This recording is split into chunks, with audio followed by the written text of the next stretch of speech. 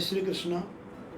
आज मैं आपको भगवत प्रसाद अर्थात भगवान का जहाँ भोग लग जाता है, जो वस्तु खाने की वस्तु हैं, उन वस्तुओं को जब प्रभु को हम समर्पित कर देते हैं तो वो प्रसाद कहलाता है। हमारे भोजन के मंत्र में लिखा है त्वदीयं वस्तु गोविंदम तुभमेव समर्पिते। जो कुछ भगवान का भोग लगता है कि हे प्रभु तेरी ही दी हुई चीज़ है और मैं तेरे चरणों में अर्पण करता हूँ, क्योंकि आज आपने मुझे ये चीज़ प्रदान की है, वो पहले मैं आपको अर्पण करूँ और उसे ग्रहण करूँ। वही प्रसाद का रूप ले लेता है। घर में रोज भोग लग जाएगा, वो भोजन प्रसाद हो जाता है।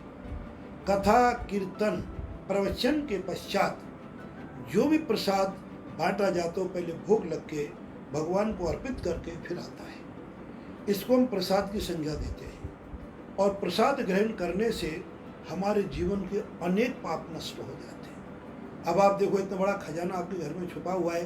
रोज ही भगवान को प्रसाद आप लगाओ या भोग लगाओ, तुलसी दल डालो और भोजन ग्रहण करेंगे तो भोजन प्रसाद हो जाएगा। और भोजन प्रसाद होने से आपके जीवन का एक अत्यंत कल्याणकारी हो जाता है। पौराणिक मत हमारा ये कहता है कि भगवान को जब हम अर्पण कर देते हैं, वो सीध यानी दिव्य प्रसादी हो जाती है, अमृत तुल्य हो जाती है। उसको हम ग्रहण करने से हमारे जीवन के पाप नष्ट हो जाते हैं। ये तो हमारा पौराणिक मत है, जो पूर्णतः सत्य है। लेकिन इस पौराणिक मत के साथ साथ हमारे पूर्वजों ने, हमारे पूर्वाचार्यों ने एक मानव जीवन के लिए एक अमूल्य धरोहर प्रसाद में छुपा दी।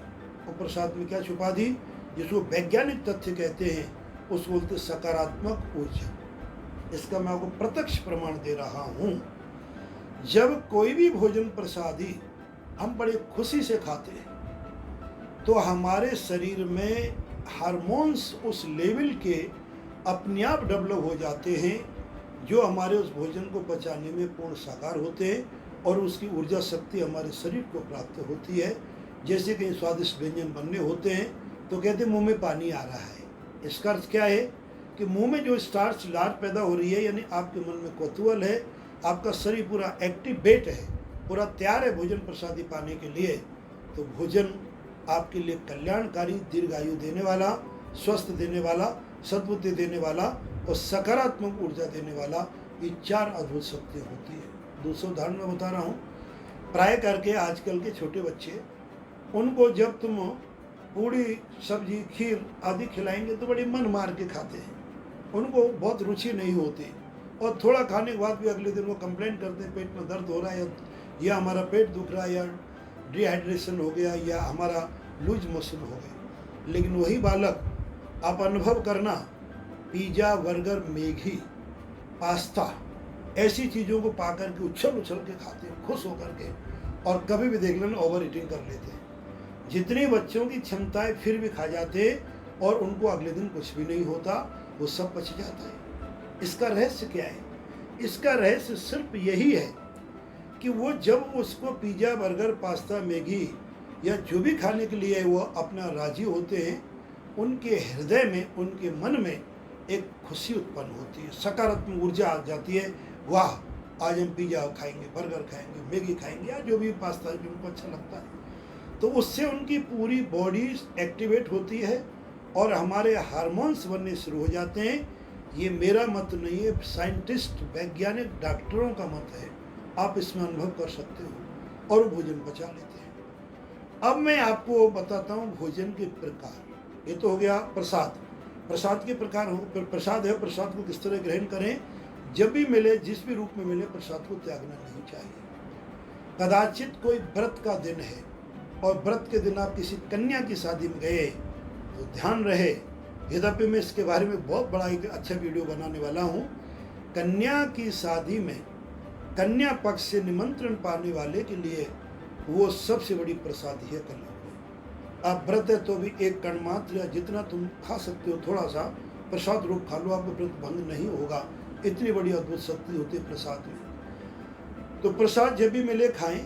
अब इसमें प्रकार ये है कि अगर भोजन पूरा प्रसाद हमें मिल रहा है, जैसे भंडारा हो रहा है, कन्या की शादी हो रही है, तो पूरा पेट भर के भोजन करें, पूरा पूरा प्रसाद कहलाएगा। और पूरा जब भी कभी हम हवन में कहते हैं ठूस ठूस के खाओ, क्योंकि प्रसाद ज़्यादा खाएंगे तो भी आपको अमंगल नहीं होगा, लेकिन झूठा छोड़ेंगे तो अमंगल होता है। अब आगे प्रश्न उठता है दूसरा कि कभी कभी हमें बहुत थोड़ा प्रसाद मिलता है, क्योंकि क्वांटिटी कम है और उसके अधिकारी ज़्यादा हैं, तो जितना हमें जब प्रसाद मिले उतना हमें ग्रहण कर लेना चाहिए। इसमें विचार नहीं करें कि ज़्यादा है या कम है। इन सब चीज़ों के पीछे एक प्रभु का प्रसाद, ऐसा कि मन में भावना उत्पन्न होते ही हमारे शरीर में एक सकारात्मक ऊर्जा उत्पन्न हो जाती है और नकारात्मक ऊर्जा वहाँ से छूमंतर हो जाती है। इसलिए जो कई बार कहा जाता है कि भोजन साक्षात प्रभु का रूप है, ये 100% मोर देन 100% प्रमाणिक है। और उस प्रसाद को बड़ी श्रद्धापूर्वक ग्रहण करें, भगवान का अनुग्रह करके ग्रहण करें, तो आपके जीवन का कल्याण होता है। केवल मात्र इतना ही है कि झूठा छोड़ना और अपनी भूख से ज़्यादा भोजन करना, ये भी अपराध की श्रेणी में। आपके घर पर कोई अतिथि आए, उनको आप एक मनुहार करो, आग्रह करो, भैया एक थोड़ा सा और ले लो, जरा सा और ले लो, वो आग्रह और मनुहार है, वो आपके लिए अधिकार रखती है। लेकिन किसी को एक पूड़ी की जगह तुम 4 पूड़ी डाल दे या एक रोटी की जगह 4 रोटी रख दे, भैया खाना ही पड़ेगा, वो दुराग्रह अपराध की श्रेणी में, क्योंकि आपके कारण उसे झूठा छोड़ने का पाप लगेगा। इससे प्रसाद का भी होता है। जब भी भंडारों में उतना प्रसाद दो, पंगत चल रही है, सबको एक बार नहीं 4 बार दौड़ो, जितना मानते उतना दो, ताकि झूठा ना छोड़े। ये प्रसाद का महत्व के बारे में आपको बताया है और इसका अनुभव करें, अनुभव करके देखिए कितना आपको सगुण प्राप्त होता है। जय श्री कृष्ण।